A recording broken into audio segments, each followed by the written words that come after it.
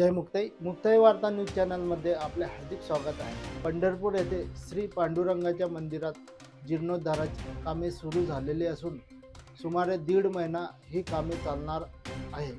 वारकरी व भक्तांना आता श्री विठ्ठलाचे दिवसभरात केवळ 5 तास दर्शन होणार आहे। पहा मंदिर समितीच्या वतीने काय आवाहन करण्यात आले। प्रथमतः सगळी चांदी काढली जाईल। या चांदी काढताना एक याची समिती गठन केली गेलेली आहे। समिती गठन केल्यानंतर त्या चांदीची शुद्धता पूर्णतः तपासली जाईल।